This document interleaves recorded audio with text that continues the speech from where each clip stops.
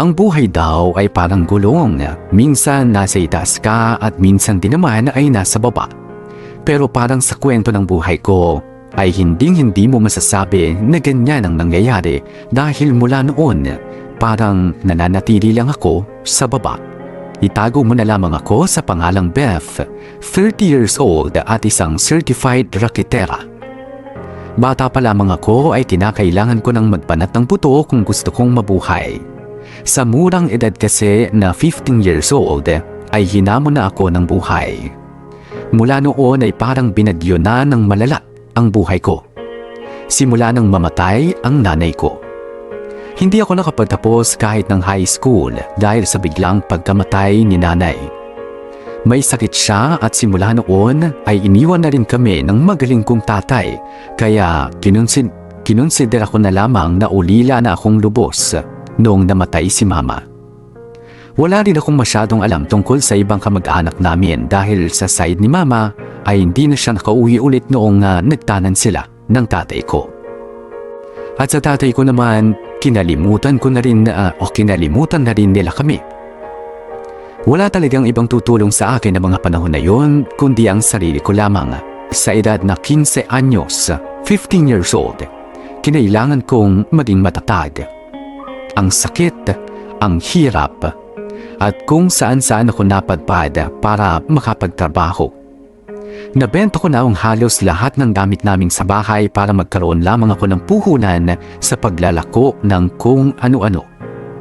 Noong nag-18 years old na ako, ay doon na ako nakapagsimulang makapagtrabaho talaga. Marami akong nasubukang hanap buhay. Mula sa pagiging crew ng fast food, naging sales lady din ako sa mall at hanggang sa naging waitress ako sa isang bar. Maayos-ayos naman ang buhay na meron ako dahil nasanay na ako. Pero meron pa rin puwang ang lungkot kapag naaalala ko ang dating buo kong pamilya. Pero wala eh. Naisip ko ito na talaga yung klase ng buhay na meron ako. Kaya itutuloy ko na lang ang pagsusumikap para sa sarili ko. On guitars! Ang dami naman yata namin customers ngayong gabi Anong meron? Ay, teka, saan ko nga ba ibibigay tong order na to? Ayun, nakita ko na yung customer na yun kanina. Excuse me po, here's your order po. Salamat, miss. You're welcome po, sir. Sige po. Miss! Sir, may kulang po ba o mali dun sa dinala kong order sa table nyo? Wala naman. Hindi ko lang nahingi yung pangalan mo kanina. Bakit po? Para lang din personal kita mapasalamatan sa magandang serbisyo mo sa akin at sa mga kasama ko. Tsaka para na rin alam namin kung kanino kami magbibigay ng tip, diba? Ganun po ba, sir? Ako po si Beth. Beth. Ganda ng pangalan mo, ha? Parang ikaw. Bagay na bagay sa'yo. Sir naman nambola pa kayo. Hindi yung pambabola. Totoo yun. Tsaka, ano tawaging sir? Rodel na lang, Rodel. Pero po Ayos kasi... lang yan. Ano ka ba? Yun. Okay, Rodel. Yan. Teka, anong oras yung tapos ng shift mo? Bakit? Wala lang. Gusto lang kitang makilala pa. Kaso, hindi pa pwede ngayon kasi may istorbo kita sa trabaho mo eh. Mga 12:00 tapos na ako. Yun, sige, mamaya Sige. Sige na, baka na-istorbo na kita. Balik na rin muna ako sa mga kasama ko. Sige, kung may kailangan pa kayo, sabihan mo lang ako, Rodel Nandito lang naman ako banda. Buti na lang may alam kang masarap na lugawan dito banda, no? Ngayon lang din ako nakapunta dito eh. Talaga? Tara na, order na tayo. Baka gutom ka na eh. Boss! 2 lugaw nga. Beth, gusto mo ba na tokwa? Sige. Boss, 2 tokwa na rin. Tapos pahingin na lang din kami ng 2 baso ng tubig. Salamat Natakam ako dun sa lugaw Parang ngayon lang ulit ako makakakain nun. Talaga ba? Oo, wala kasing masarap na lugawan dun malapit sa amin eh. Ay, boss, salamat. Thank you po. Ang sarap naman nito. Pampawi din ng pagod galing trabaho. Matagal ka ba na sa bar na yan? Hindi pa naman. Siguro mag-iisang taon pa lang. Bakit? Wala lang. Parang ngayon lang kasi kita nakita dun eh. Pero last year din, nagagawin na kami dun. Baka natataon na kapag pumupunta kayo doon, day off ko. Pero taga dito ka na din talaga, banda. Sa ngayon, oo. Depende kasi sa magiging trabaho ko eh. Anong ibig sabihin? Mahilig kasi akong rumakit. Bata pa lang ako, raketera na ako. Ginagawa ko yun para mabuhay. Ganun ba? Oo, maaga kasi akong naulila eh, kaya maagang kinailangan magbanat ng buto. Maaga akong namulat sa responsibilidad. Matatag ka palang klase ng babae, Bet. Galing mo ah. Salamat. Pero hindi ganun kadali ang lahat nung sobrang hirap kaya.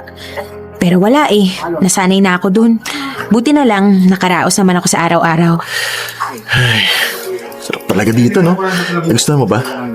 Oo, panigurado, babalikan ko na to. Salamat sa pagdala sa akin rito ha. Ayun. Tara na ba? Hatid na kita sa inyo. Para makapagpahinga ka na rin. Naku, nakakahiya na. Huwag mo na akong ihatid sa amin. Salamat na lang ha. Kaya ko naman kasi... Ay. Naku, hindi naman yata ako papayag na hayaan ka bumiyahe mag-isa. Lalo na ganito nakagabi. Naku ba, delikado sa daan. Lalo pa para sa mga babaeng katulad mo. Yan mo na. Ako na maghahatid para alam ko rin ligtas ka makakawi. Nakakahiya naman eh. Pero, salamat Rodel ha. Sa klase ng buhay na meron ako ay wala akong panahon na sa manliligaw o kahit mag-entertain man lang ng mga lalaki. Alam yan ng iilang kaibigan ko. Kaya nagulat din ako sa sarili ko nang pinansin ko si Rodel noon. First time ko yung gawin dahil sa hinaba-haba ng panahon ay hindi talaga ako nag-entertain ng kahit na sino.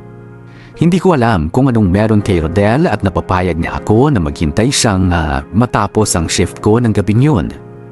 Hindi lang natapos ang ugnayan naming dalawa doon, nakailang paglabas-labas pa kami hanggang sa nagpaalam siyang manliligaw na nga. Noong una ay nagdadalawang isip pa ako kasi hindi rin ako sanay sa mga ganitong bagay. Pero napapayag na din ako.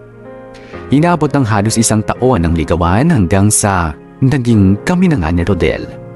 Naging maayos rin ang aming relasyon at pagkatapos ng 1 taon ay nagdesisyon na rin kami na mag-live-in. Maganda, masaya at maayos naman ang aming naging pagsasama sa isang bubong. Hindi na rin ako nagtatrabaho sa bar. Sinubukan kong maging sales agent ng mga produkto sa tulong na rin ng isa kong kaibigan. Ay, kapagod naman sa trabaho ngayong araw. Hindi kasi ako nakakota kaagad kaya inabot ako ng gantong oras eh. Ay, makainom na nga muna ng tubig.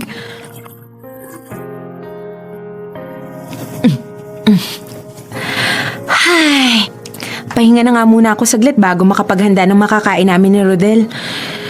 Teka, nasa na kaya yun? Get their thoughts on the circulation promoter. Tatawagan ko na kaya si Rodel para malaman ko kung nasan siya. Helps circulation. Oh, Rodel, buti na dito ka na. Ang mahal kong asawa. Nakainom ka na naman? Ano ba? Hindi masyado. Umupo ka nga muna rito. Ikukuha kita ng tubig. Gugutom ako. Pagkain nga. Maghahanda pa lang ako ng hapunan. Nagpapahinga lang saglit. Halos kakaupo ko nga lang. Ano? Ba't wala bang pagkain? Gutom na ako ah. Aba, teka lang naman. Kakauwi ko lang din halos galing sa At trabaho. bakit ka inaabot ng ganitong oras sa trabaho ha? Di ba dapat kanina pa uwian mo? Mag-aalas 10 na. Kinailangan ko mag-OT kasi naghahabol ako ng kota para may dagdag ka rin sa Nagkahabol ng kota. Talaga ba? Bakit mo ba pinagdududahan? Pulis trabaho na nga yung ginagawa ko eh. Oti-oti ka dyan. Baka naman naghahabol ka ng lalaki. Ano? Ano yung sinabi mo? O, ba't ka nagagalit ha? Kasi totoo yung sinasabi ka, no? Rodel, ano ba? Ikaw nga eh. Dumadalas yung pag-uwi mo dito ng lasing pero hindi naman kita pinagbibintangan ng kung ano-ano dyan. Aba, at may gana ka pang malumbat dyan, ha? Talaga ba? Bakit ha? Ako na nga tong nagpapakahirap na kumayod at kumita ng malaki dito sa ating dalawa. Ikaw pa tong may ganang pag-isipan ako ng kung ano-ano na wala namang basehan. Subukan mo kayang huwag magpakalasing ng isang araw para mahimasmasan ka at makapag-isip ka ng tama. Hoy, Bet! Ano akala mo sa akin, ha? Batugan? Palamunin mo? Hoy! Dumidiskarte ako, no? Para sabihin ko sa'yo, sinisipagan ko maghanap ng magandang trabaho para sa atin. Kaso wala talaga tumatanggap sa akin, eh. Kaya ka nagpapakalasing dyan? Kaya nilulustay mo yung kinikita ko sa alak? Kaya puro barkada at inom, ha?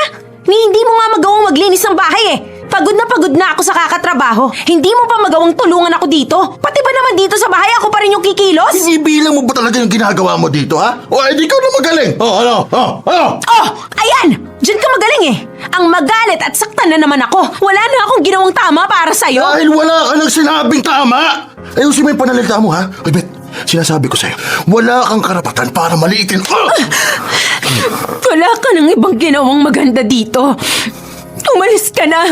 Lubayan mo na ako. Aalis talaga ako ngayon dahil wala kang kwenta kasama dito sa bahay na to. Buisit! Hindi ko alam kung ano ang nangyayari at naging ganoon si Rodel. Maayos at sweet naman siya sa akin noon, pero simula nang nagkaroon siya ng mga kaibigan sa lugar namin at bumalik sa pag-inom, ay madalas niya na akong inaaway na nauuwi sa pagbubuhat niya ng kamay sa akin. Kinabukasan naman ay nagsusori siya at maglalambing na naman. Noong una ay pilit ko pang iniintindi ang pakikitungo sa akin ni Rodel. Pero kinalaunan, nagising ako sa katotohanan na sumusobra na siya. Ilang beses niya na akong nasasaktan at minsan pa nga ay pinipilit ako nito na makipagsiping sa kanya kahit na umaayaw ako. Akala ko si Rodel na ang magiging sagot sa mga problema ko noon. Akala ko ang pagsama sa kanya ang tamang gawin. Pero nagkamali pala ako dahil parang si Rodel pa ang naging dagdag problema ko ngayon sa buhay ko.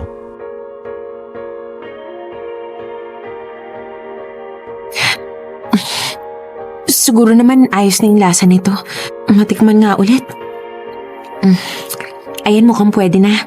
Sana magustuhan ni Rodel. Paborito pa naman niya to.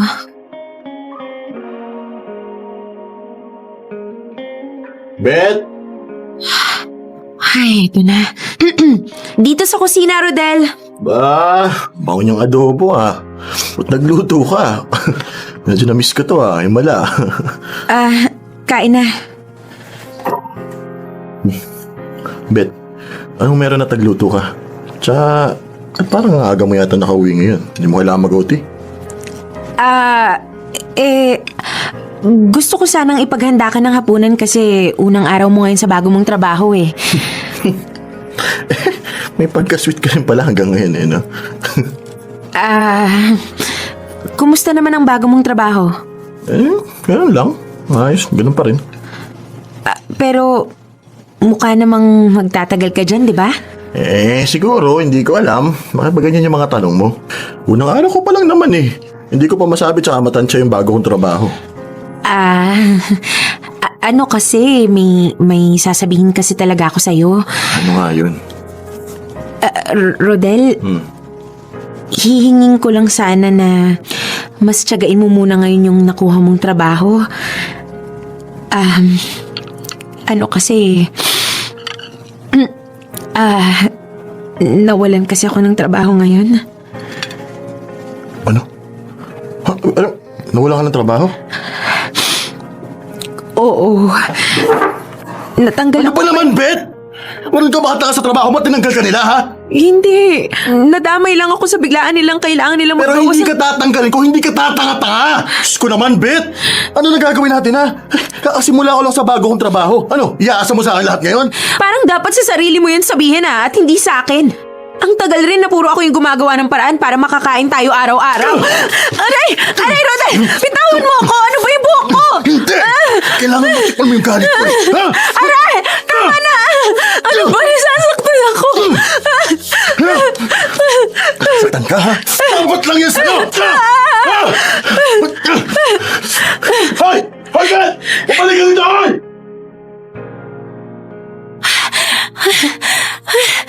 Malayo na kaya yung natakbo ko mula kay Rodel. Saan na kaya ako pupunta nito? Saan ako magtatago? Ben! Lumabas ka dyan! Hindi pa tayo tapos! Nako, hindi ako pwedeng masundan ni Rodel. Kailangan ko nang makapagtago. Ben! Kuya, para sasakay ako. Saan tayo, miss? Kahit saan, kuya. Basta malayo lang ako dito.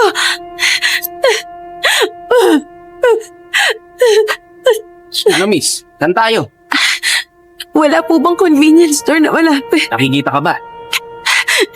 Diyan na lang po sa may upuan dyan. Sige.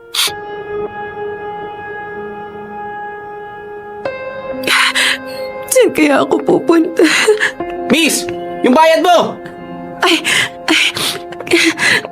Naku, wala po akong nadalang pera sa sobrang panik ko eh. Kuya, sorry ah. Wala po talaga ako nadalang pera kasi tumakas na po ako sa aspak. Ano ka ba naman, miss? Kailangan mo magbayad. Kuya, parang awa mo na po. Tumakas lang po ako sa asawa ko kasi binubugbog po niya ako. Hoy, miss. Wala akong pakialam sa away niyo mag-asawa. Ang kailangan ko, yung bayad mo sa akin. Kuya, wala po talaga eh.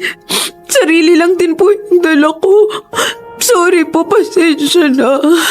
Hala ka nga dyan. Nasaan na ba ako? Hindi ko alam ang lugar na to eh. Ayun. May simbahan. Baka pwedeng makiupo muna ako doon. Malayo na ako kay Rodel. Pero nasaan ba ako? Ano nang gagawin ko ngayon? Iha, ayos ka lang? Opo. Parang may problema ka kasi, iyak ka ng iyak. Sigurado ka bang ayos ka lang? May pinagdadaanan lang po. Gusto mo bang pumasok muna? Halika sa loob para makapagpahinga at makainom ka rin ng tubig. Iyak ka kasi ng iyak. Salamat po. Hindi ko na kinaya ang gabing yun dahil sobra na palaga si Rodel. Takot na takot ako dahil sa mga pambubugbog at pananakit niya at akala ko ay hindi na ako makakatakas pa ng buhay. Pagkaramdam ko ng gabing yun ay sobrang malas ko pero mabuti na lamang at nakita ko nga yung simbahan.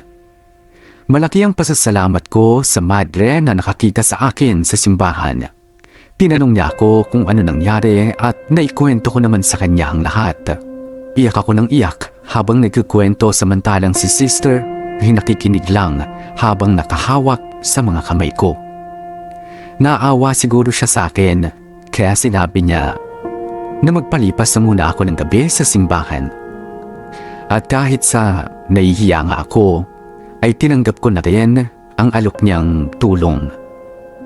Sobrang inasikaso ako ni Sister Nan noon.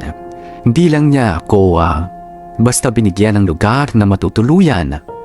Binigyan niya rin ako ng damit na pamalit at ng makakain. Sa loob ng maraming taon, ay ngayon ko lang ulit naramdaman na may nag-aalaga sa akin. Isang pakiramdam na matagal ko nang hindi naranasan sa piling ni Rodel. Pagkatapos ng nangyari noon ay iniisip ko kung ano na ang kalalagyan ko kinabukasan kapag umuwi na naman ako sa bahay at makita si Rodel.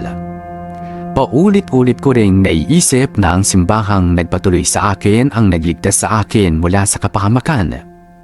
Hindi ko maintindihan kung bakit doon pa talaga ako nakatagpo ng pangunawa at kalinga sa sitwasyong kinaroroonan ko. Hindi naman ako isang taong palasimba. Hindi rin ako relihiyoso.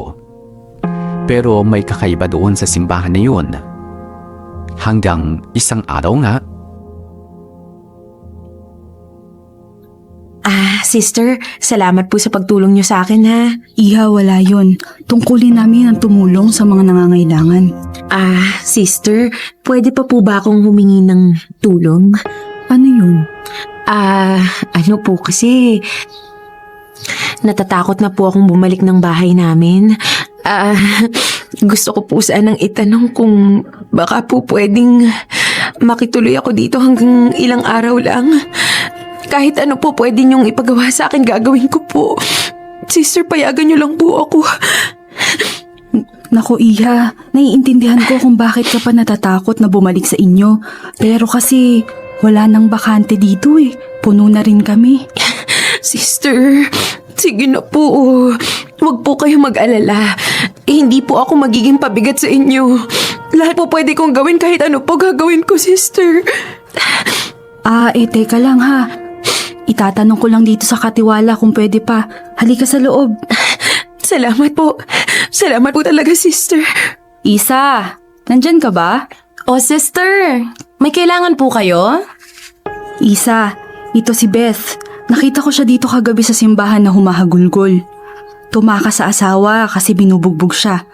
Beth, si Isa, ang caretaker ng simbahan. Ayos ka na ba, Beth? Opo. Salamat kay sister at pinatuloy niya po ako dito. Isa, may bakante pa ba tayo dito sa simbahan? Si Beth kasi, natatakot pang umuwi sa kanila. Nag-aalala rin naman ako baka mapano itong batang ito. Pero baka kasi hindi na siya kasya dito. Isa, sige na, pakiusap naman. Ilang araw lang naman eh. Pangako, hindi ako magiging pabigat sa inyo. Lahat pwede mong ipagawa sa akin, gagawin ko bilang kapalit sa pagtulong niyo sa akin. Naku, tamang-tama. Kailangan namin ng bagong caretaker. Naku, baka pwede ka. Tara, iikot kita sa loob ng simbahan namin. Sigurado kung hindi ka pa naikot niyang si sister. Ay, salamat Isa ha. Salamat talaga. O sige, maiwan ko na muna kayong dalawa. Isa, ikaw na muna ang bahala dito kay Beth ha. Okay po. Ito yung daan paakyat dun sa kwarto na makikita sa taas. Diyan nakatira yung mga taong simbahan. Diyan rin yung kwarto ko. Ang galing ng design ng pader, no? Hindi halata yung pintuan. Oo nga eh. Ito. Ito ang paborito kong lugar sa simbahan. Alam mo, dito ako nagdadasal. Bukod sa hindi siya pansinin, tahimik pa dito tapos hindi mainit. Pwedeng-pwede kong maka one-on-one si Lord. Oo nga eh. Maganda nga yung lugar na yan, mukhang mapayapa. Alam mo ba, Beth? Ang laki ng naitulong sa akin ng simbahan na ito. Hindi ko nga alam nung una kung anong gagawin ko nung mapadpad ako dito. Pero ngayon, parang ang hirap na niyang iwan. Kaso, kailangan. Isa, pwedeng magtanong? Nagulat lang ako. Hindi ko naman balak magtagal dito. Ilang araw lang naman yung hinihiling ko pero bakit biglang naisip mong ako yung pumalit sa'yo bilang caretaker? Ayaw mo ba? Nabigla lang din kasi ako eh. Hindi naman tayo talaga magkakilala. Ngayon nga lang tayo nagkita eh. Pero parang siguradong-sigurado ka na ako yung gusto mong ipalit sa'yo. Alam mo kasi, pakiramdam ko lang na kayang-kaya mo maging caretaker. Tsaka mukhang hindi naman mapapabayaan ng simbahan sa'yo. Mukhang may mabuti ka namang kalooban. Talaga ba? Hindi nga ganun yung tingin ko sa sarili ko eh. Tsaka, alam mo ba? Parang may bumubulong kasi sa akin na ikaw dapat ang pumalit sa akin dito. Hindi ko rin alam kung bakit pero parang nararamdaman ko na bagay ka dito. At matutulungan ka ng simbahan sa mga pinagdadaanan mo. Ganun ba? Alam mo, ang galing mo. Kasi, totoo yung mga sinabi mo. May mga pinagdadaanan nga ako at kailangan ko ng tulong. Ganun ba? Kung ano man yun, magiging ayos din ang lahat. Basta manatili ka lang na nananalig sa Diyos. Kausapin mo siya sa pamamagitan ng pagdadasal. Nakikinig naman siya at alam niya lahat ng pinagdadaanan mo. Hindi siya bulag at lalong hindi siya bingi. Sa totoo lang, wala talaga akong alam sa simbahan. Kahit nga sa Diyos mismo eh. Ang tagal ko nang hindi nakakapagsimba o nakakapasok man lang sa loob ng simbahan. Hindi na nga rin yata ako marunong magdasal eh. Kaya nga nagtataka ako kung bakit sa akin mo talaga to inalok. Bakit ako pa? Hindi ko rin naman alam kung dapat ko bang tanggapin yung inaalok mo. Beth, huwag kang mangamba. Alam kong naninibago ka pero maniwala ka sa akin. Kung susubukan mo lang makinig, matutulungan ka ng simbahan. Tutulungan ka rin niya sa lahat ng pinagdadaanan mo. Simula nang mamatay si Mama ay hindi na ako tumapak pa sa simbahan. Sa loob ng maraming taon ay hindi na ako nagsimba o nagdasal man lang kasi pakiramdam ko ay pinabayaan ako ng Diyos. Sumama ang loob ko sa Kanya nung kinuha niya ang nanay ko. Idagdag mo pa ang lahat ng hirap na mga dinanas ko dahil sa pagsusumikap na maitaguyod lamang ang sarili ko sa napakamura kong edad noon. Pero ngayong iniligtas ako ng simbahan at ng mga taong naniniwala sa Kanya, ay nalilito ako. Kakayanin ko bang magtrabaho sa simbahan? Papaano kung hindi pala ako nababagay sa lugar na ito?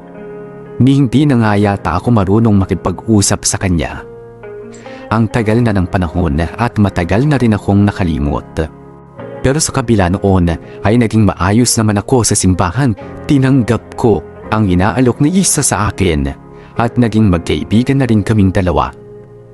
Nag-extend pa siya ng mga 3 buwan para lamang mas maturuan pa ako. Maganda na ang mga nangyayari sa buhay ko, pero syempre, inasahan ko ng hindi pa permanente ang lahat.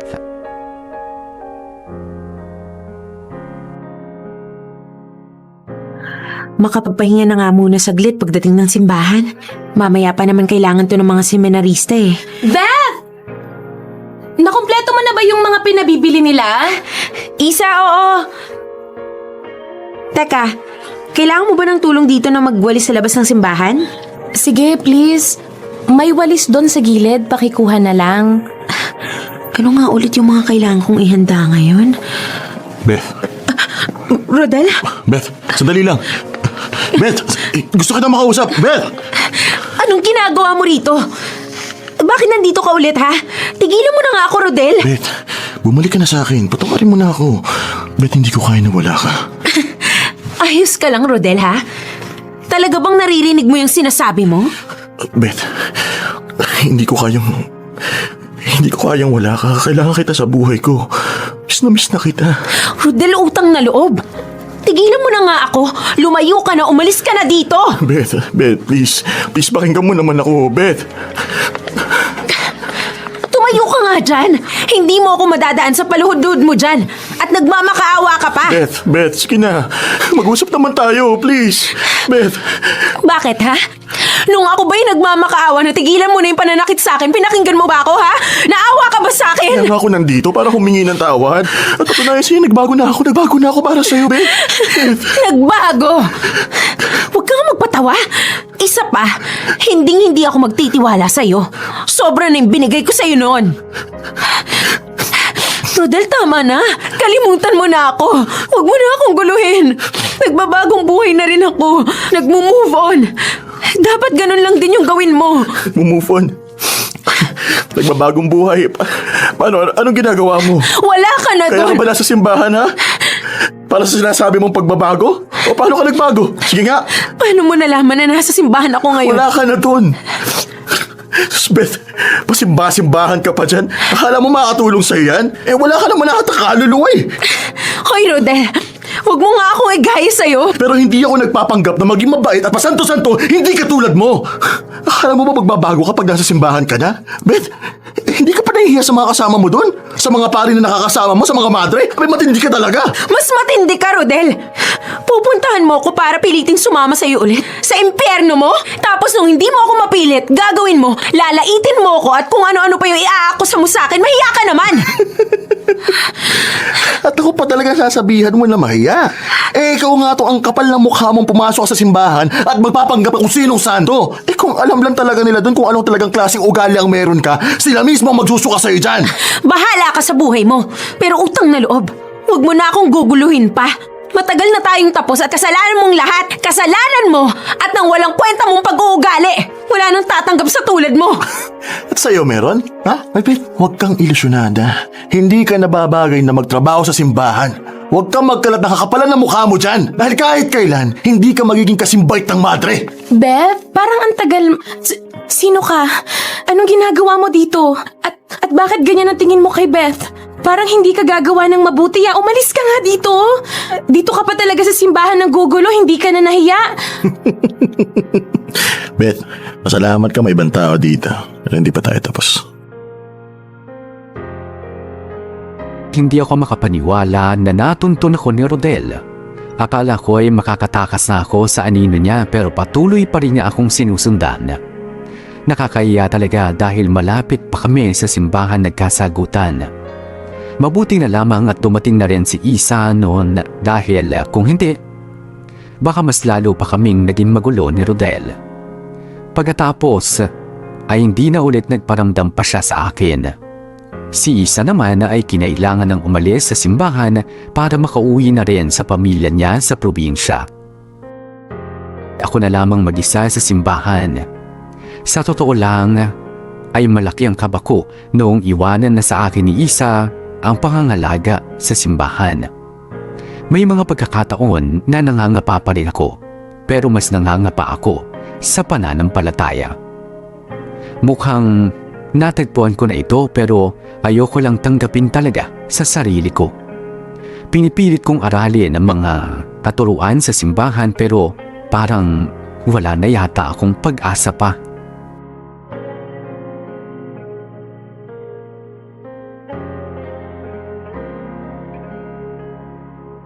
Ha? Sino naman yung kumakatok sa kwarto ko ng ganitong oras? Oras na ng pahinga ko ah. Sandali lang! Isa? Oh, napadalaw ka. Beth! Nakakamiss naman ang kwartong to. In fairness, Beth ha? Ang ganda ng pagkakaayos mo dito. Salamat. Buti napadaan ka dito. Ang totoo niyan, may naiwan kasi pala akong damit dito. Talaga ba? Gusto mo ba hanapin ko para sa'yo? Saan ba banda? Hindi, hayaan mo na. Mamaya na yun. Magkwentuhan muna tayo. Oh, kumusta ka naman dito? Medyo matagal ka na rin Madami na bang nagbago dito? Parang wala namang nagbago dito masyado eh. Pero si June, ayun, malapit nang maging pare. Talaga ba? Deserve naman niya. Mabait yung batang yun. Oo nga eh, masipag din at saka matulungin. Pero ikaw kasi ang gusto kong malaman kung kumusta na. Hindi mo pa nasagot yung tanong ko. Hindi ka naman ba nahirapang mag-adjust dito, Beth? Alam mo, Isa, hindi ko nga rin alam eh. Ha?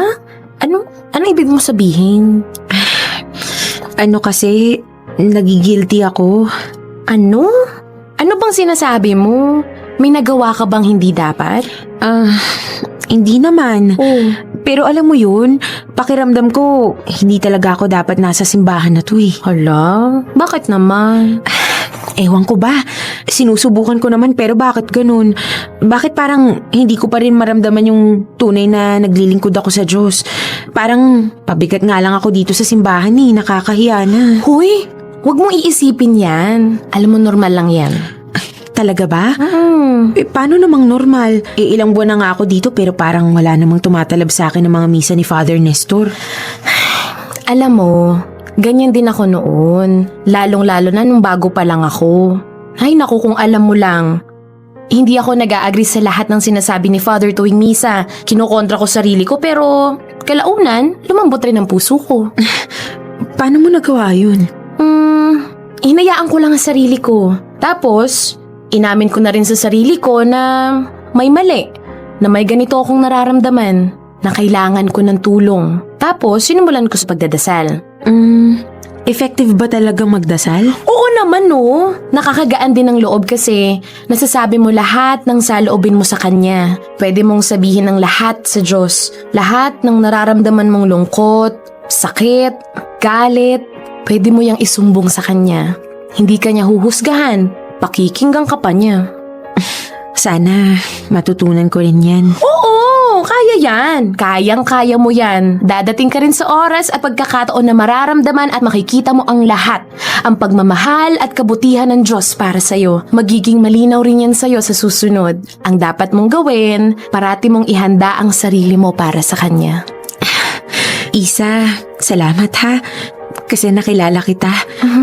Kung hindi dahil sa'yo, baka lalo nang walang direksyon yung buhay ko ngayon. Oh, ano ka ba? Huwag ka sa akin magpasalamat. Sa Diyos. Kasi hindi aksidente ang lahat. Mukhang nasa plano niya na magkakilala tayong dalawa para parehas nating makilala siya ng mas mabuti at mas malalim pa. Pasok! Oh, Beth. Napadalaw ka sa opisina ko. May problema ba? Wala naman po, Father. Gusto ko lang pong sabihin sa inyo. Maupo ka, Iha. Ano yun, Beth?